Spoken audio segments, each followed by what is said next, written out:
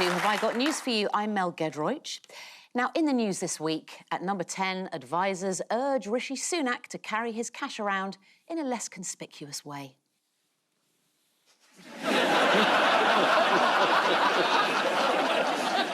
Attending yet another mind-numbingly boring government conference on road maintenance and town planning, one man's magic mushrooms kick in at just the right time.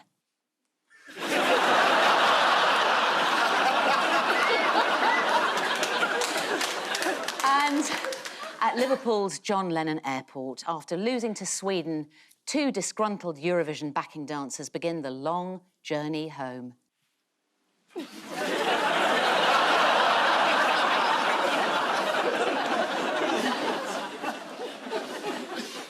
On Ian's team tonight is a journalist and broadcaster who's also written a couple of novels, including The Legacy of Elizabeth Pringle, a great read if you find yourself in a tightly packed tube. Please welcome Kirsty Wark.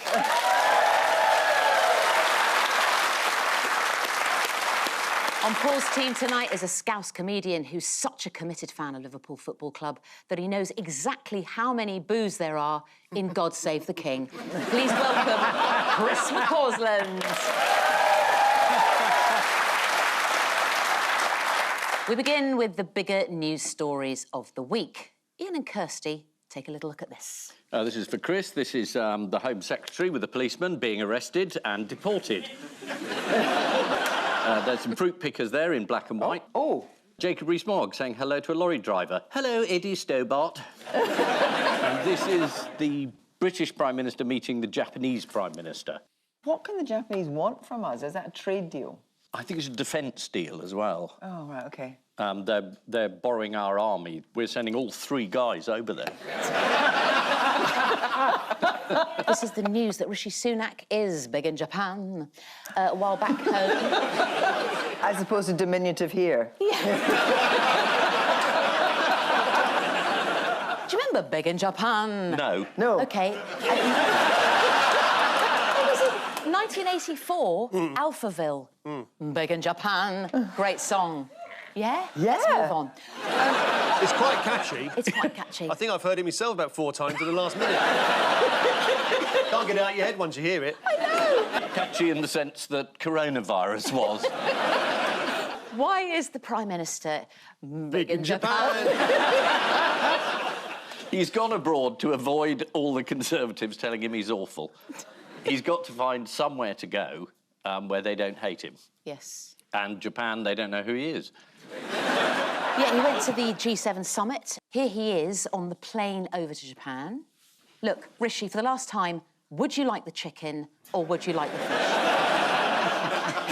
What's the particular worry for Rishi Sunak? I don't want to call him just Rishi, that's awful, isn't it? Yeah, it's a bit Too familiar. Terrible. It's like calling Boris Johnson criminal. What's the particular worry for Rishi Sunak that involves Taiwan? I think you mean Liz Truss, don't you? Well, yes. Oh, I think he's more scared of Liz Truss than he is of the entire Red Army. Liz Truss has been there. Here she is. Chris, just so you know, Liz looks as if she's sticking her head out of a little coffin, mini coffin. She's gone over, hasn't she? She's telling everyone we should be watching out for China. I mean, she's changed her tune, hasn't she? Whatever happened to the pork markets, Liz? You told us Beijing was open to our pork and they were gagging for it. Jeremy Hunt is also in Japan. Is he? Standing like this. I know, Chris, it's the really embarrassing sort of crotch central power stance. Judging by the stretch of those trousers, he's big in Japan, I think.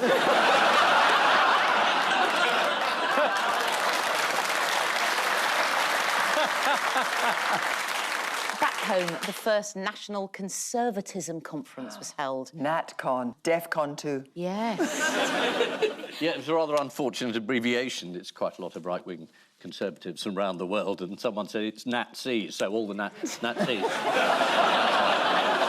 Which is unfair. Yeah. So how was Suella Braverman seen to be repositioning herself? Well, she's sort of standing for leader, really, and Yeah. undermining him. The Home Secretary appeared at a number of these conferences saying, immigration's completely out of control. I mean, who's in charge? And then someone pointed out that she's the Home Secretary. Oh, my and it's actually her job. Yes. So she's seriously protesting against the government she's part of. And I think nowadays, literally under the Public Order Act, if you protest against your own government, you're arrested. Yeah. Let's have a look at her.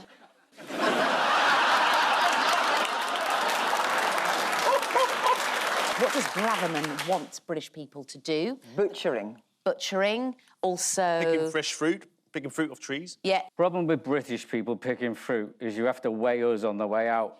Yes, that's true. How is the foreign worker situation going for Suella? The numbers aren't good. The Tory party having made an enormous fuss about people arriving on boats. Yeah. It turns out that legal migration, instead of being tens of thousands, is about 1 million. The thing is, when Rishi Sunak gave these 5 goals, it was the beginning of the year, wasn't it? He didn't give any exact targets, he didn't give any deadline, and then at the end he said, and we'll either achieve it or we won't. And that's a promise. Yeah. So whatever happens, he's 50% right. Jacob Rees-Mogg also gave a speech at the event, NatConCon. No, it's good of him to wear a high-vis jacket. It makes it easier for snipers. He was interrupted by Dirk Campbell. Here he is, looking like a barbershop group. Now, 72-year-old Dirk Campbell is an Extinction Rebellion activist. Let's have a little look as he joins Jacob Rees-Mogg on stage. No grease paint, but bright lights. National conservatism. Excuse me. Yes. Ladies and gentlemen, you all look very nice people, and I'm sure you are fantastically nice people. But I would like to draw your attention to a few characteristics of fascism. Well, just because.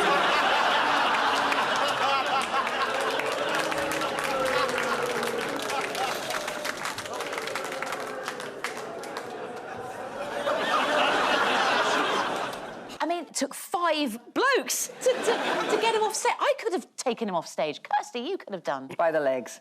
Yeah. Interesting that none of them tried to glue themselves in place because they wanted to cause a scene, but none of them actually wanted to have to sit through the whole thing. The Daily Telegraph Yes. decided to dig up a little bit of info on Dirk. Do you know what it was? Do you know what they found out? He's an ex-pilot. No, he's got a sort of pilot's voice, hasn't he? Yes, he does have a pilot's Yeah, voice. will certainly be landing in Barcelona. Yes, I would feel comfortable in Dirk's hands. Would you really? I don't think you can get an Extinction Rebellion pilot.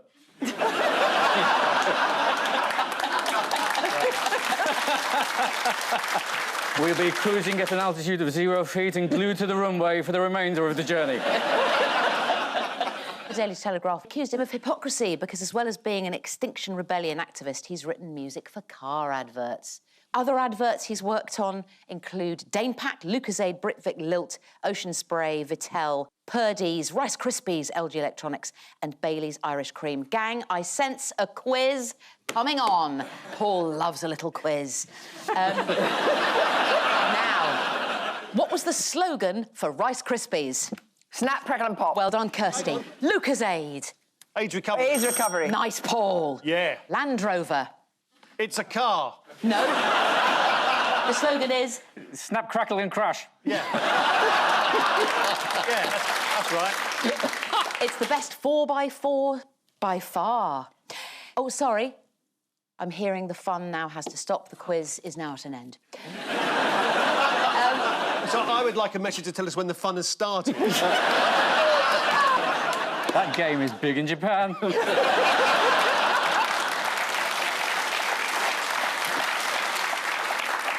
This is Rishi Sunak's trip to Japan.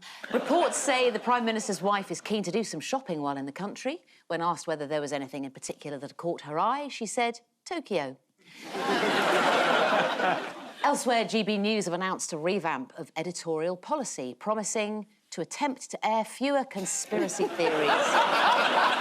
Or is that just what they want us to think? Paul and Chris, here's your one. Paul, if you wouldn't mind describing what there is there. OK, well, I hope my verbal skills can match the...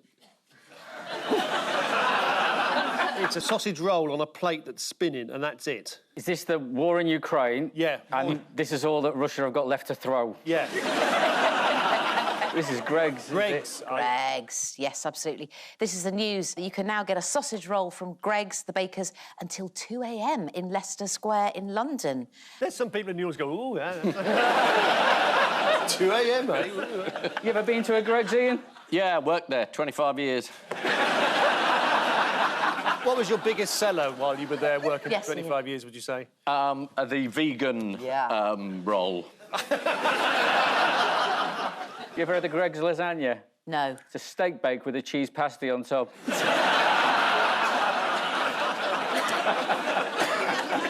They've got to have bouncers, haven't they? Yes. In Greg's? They've got to have bouncers in Why, Greg's. do people try and steal them? No, they're trying to throw people in. The council don't want people hanging around Greg's in Leicester Square and making it a magnet for antisocial behaviour. You imagine being a bouncer on Greg's, by the way. You'd be the laughing stock of the bouncer world, wouldn't you? Your mates would be like, oh, have a good night at work, Dave. Try not to get any crumbs on yourself,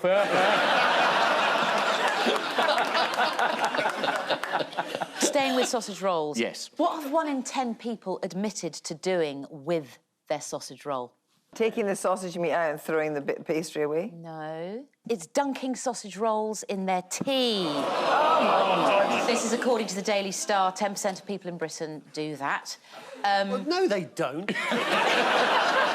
OK, look, we'll have a straw poll of the audience here. How many people have dunked sausage roll in their tea? Nobody. Are you suggesting the Daily Star just makes these polls up? Suspiciously round figure, 10%. Thankfully, the paper went to an expert who gave their professional opinion that the practice was evil.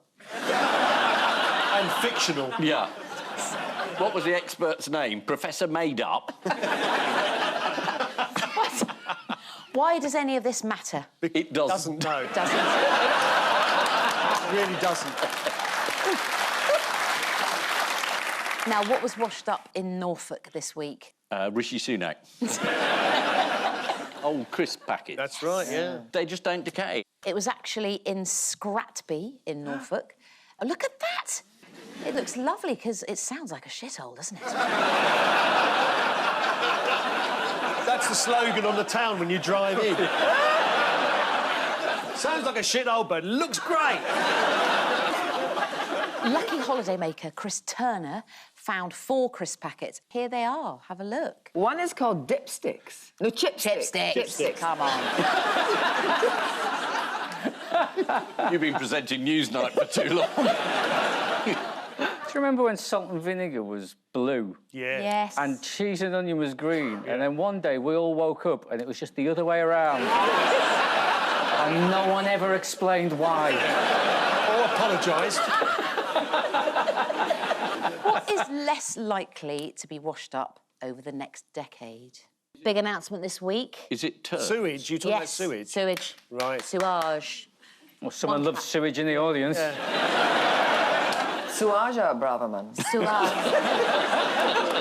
Water companies in England have apologised for repeated sewage spills and have pledged to invest 10 billion quid this decade, which they've promised to pass on to us through increased bills. So, lovely stuff. Yeah, it took 20 years for the message to get through that people don't like turds in rivers and on beaches. So the people in charge of the water company says, yeah, we'll do something about it and you can pay. Yes. They didn't mention their own bonuses. They didn't mention 20 years of underinvestment. It's amazing, that, isn't it? This is the news that Greggs have won the right to stay open until 2 in the morning at their flagship Leicester Square store. A condition of the late licence is that Greggs is required to have bouncers on the door to keep order as revellers queue for their sausage rolls. 31% fat, 43% gristle are the main requirements to be a Greggs bouncer. Late-night revellers in Leicester Square will now be able to order Greggs iced donuts. Sprinkles? No need, I just had a piss in your doorway.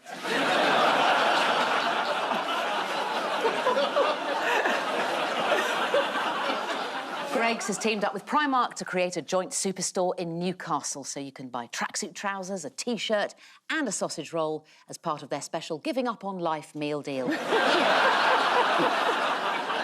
And so to round 2, the noise of news. Fingers on buzzers, teams, as I generate the first sound clue.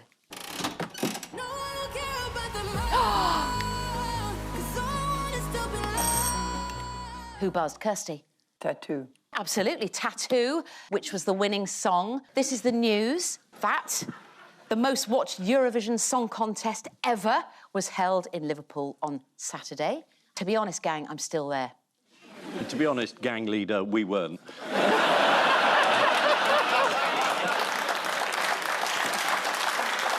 But I read in the paper that you dressed up as a milkmaid.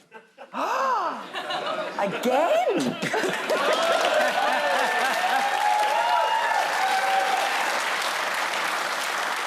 Can I just say, seriously, I was really worried that I'd underdone it, and I haven't seen that. That is appalling over. I'm amazed you don't have to pay for that on some obscure channel. Did you watch it, Paul? No, I was in a medically induced coma. My wife, Suki, showed me the Croatian entry, which was pretty good. Yeah. Men in underpants. Yes. Mama shch, mama shch. Well, we've all got our problems. Now, this year's Eurovision was widely thought to have been taken more seriously by the acts. It's true. Yeah. Than in previous years. Have they kidnapped your children? Let's see the impressive work of a BBC British Sign Language interpreter dealing with Finland's entry.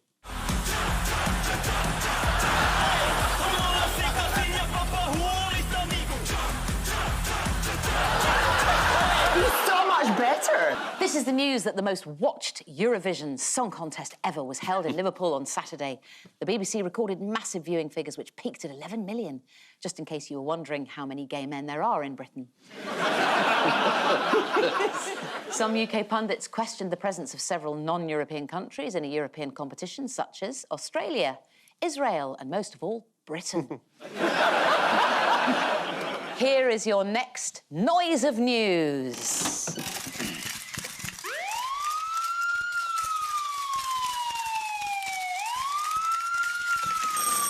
Ian. I think it's an American police siren. Yeah. There was a chase involving Prince Harry. What happened during the incident, do you know? Well, it's much contested. One version was it was a catastrophic car chase through New York at immense high speed, at which nearly everybody in the city died. And there's another version coming from the mayor and the policeman saying, yeah, well, you know, they were chasing them a bit, but it's all right and everyone's fine. You're right, though, Ian, because according to their spokesperson, while travelling back from an awards ceremony in New York, the Prince, Meghan and her mum were followed by paparazzi, which led to a near-catastrophic car chase, it being near-catastrophic because, without their statement, the press nearly didn't pick up on it. The taxi driver who drove them, he said, well, it wasn't really a chase. Right, that's it. That was the chase. I mean, obviously the paparazzi were there and they behaved very badly as usual and started following them, but I think the events from there have got a little amplified. Sticking with the royals. What coronation item stopped somebody at airport security this week? I know what this is. Come on, It's a piece of cake. Yes! It was a piece of cake and it got stopped at the airport because the coronation cake, the official coronation cake, had exactly the same density as plastic explosives. Absolutely right, Chris. Yeah. Absolutely right. I mean, I don't think that's something that... You'd never hear that on Bake Off, do you? Quite Centexy. What was actually in the coronation cake? Centex. It contained sultanas, raisins, glacé cherries, and And £160 million worth of public money. According to chef Robert Craggs, decorating the fruit cake took 160 hours. Well, Charles wanted to look good for the occasion.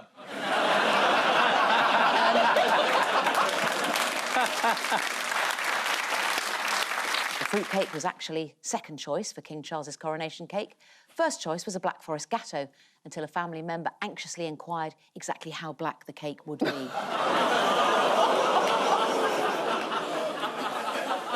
Time now for the odd one out round, just one between you this week. Your four are Theresa May, Rishi Sunak, French Economy Minister Bruno Le Maire, and Nadine Dorries. One of them's French. Yeah, but there's something else. He is the economy minister. I thought there might be Kirsty. He is the economy minister, right? He has written a steamy sex novel. Well, Nadine wrote quite steamy, raunchy books. On what you were just saying, Rishi said his favourite book was Riders by Jilly Cooper. Did he? Yes. Did. It just doesn't bear thinking. How wet is that? Theresa May has maybe written books about crops. She's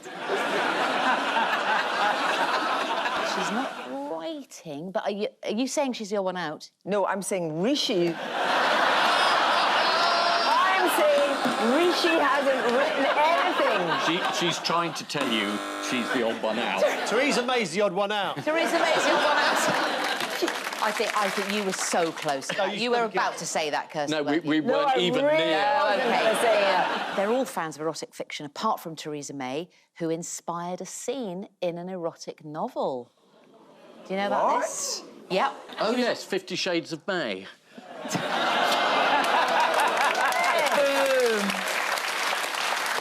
I knew I'd read it. Former number 10 aide Cleo Watson was inspired to write her erotic novel, Whips, after spending time with Theresa May.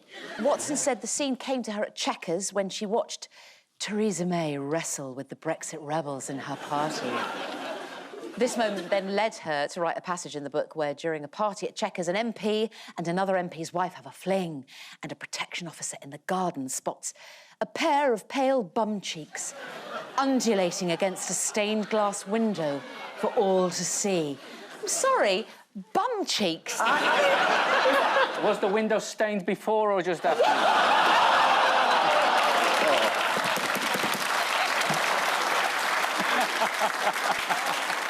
Which book has Rishi Sunak admitted to being a fan of? Jilly Cooper's Riders. Yeah. A wealthy toff frolicking with show jumpers in the Cotswolds. Who did Jilly Cooper admit that she'd based that toff in Riders on? Not Lord Helsham, is it? Oh, no, it's Camilla's ex-husband. Yes. Anthony Parker Bowles. Andrew. Andrew. Oh, she made me twice, did she? What was the French press's reaction to Bruno Le Maire's book? Was the reaction... Nadine Dorries, we've talked about this. She's such a big fan of erotic fiction that she's written several herself. How did the Telegraph's Christopher Howes review her first novel, The Four Streets? The Four Streets. 3 streets too many. Yeah. Dreadful. Almost. He said it was the worst novel I've read in 10 years. In one novel, set in Ireland, she wrote movingly, "No one in their right mind ever had a bad word to say about a potato." Why are we quoting this sad woman's execrable writing? She was the culture secretary. Nadine Dorries' Talk TV colleague, Mike Graham, had a story of his own for viewers this week. Yeah. Check it out. And I happened to record this in the garden at the weekend. Have a look at this. Piece of spaghetti and a squirrel. The squirrel is actually eating the spaghetti. If you look at it, it really is quite extraordinary. I've never seen anything like it. We put the spaghetti out for the dog, but the squirrel got to it first. And he just continues to eat it until it disappears. I mean, I don't know how to describe it, really. The thing is, the fella, he goes in the video, the squirrel's eating pasta. I can't describe it, I can't put it into words, but he did. Yeah. It's literally a squirrel eating pasta. He needs to have more faith in himself, really, doesn't he? I think so. Well done, gang. The blind man understands, Yeah. picture in his head, a squirrel eating him pasta. say. Yeah. So we needed I think he's done a good job. Yeah. To be fair, he didn't reference a knife and fork or the napkin it had stuck in its collar. Sticking with animals, who's clearly worried that they've left the dog on its own for too long? Is it some internet footage of a dog behaving quite strangely on its own? No, it's a BBC Look North reporter. Yeah. Gave it away when she had a slip of the tongue during her sign-off. Have a look at this. Well, that's all from us tonight. Look North is back in BBC Breakfast from 6:25. Good boy.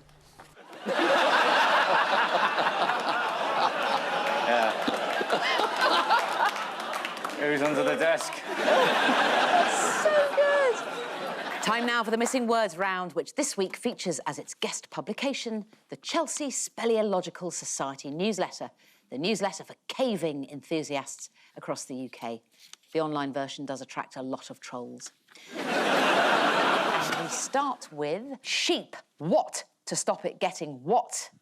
Sheep shag to stop it getting boring. You see, if you put that on Newsnight as the first item... The sheep forced to join the Labour Party to stop it getting chairmanship of the BBC. Laminated to stop it getting wet. That's a really good idea. The answer is sheep wears foam necklace to stop it getting stuck in fence. There's no more undignified sight than a sheep with its head stuck in a fence. Oh, no, sorry. There it is. Next up. Man who dedicated his life to finding the Loch Ness Monster says... I need help. Man who dedicated his life to finding the Loch Ness Monster says, I thought this job would be easier.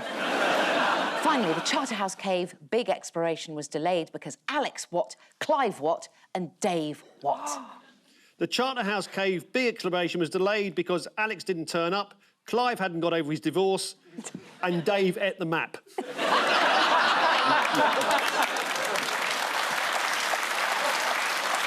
It's the Charterhouse Cave big exploration was delayed because Alex forgot his wellies. Yeah. Clive forgot the ladder and Dave had changed the entrance locks. So this is very exciting. The final scores are Ian and Kirsty have 5, Paul and Chris have 5. Well done, sir. On which note, we say thank you to our panellists, Ian Hislop and Kirsty Wark, Paul Merton and Chris McCausland.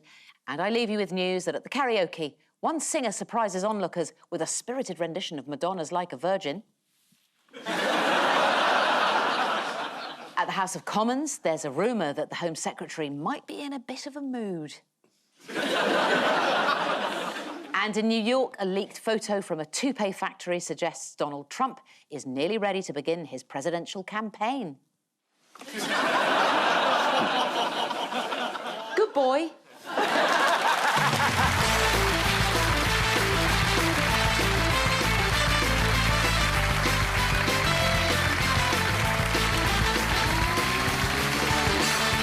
Unfailingly funny, Colin from Accounts on BBC iPlayer. Just press red to watch the light from down under.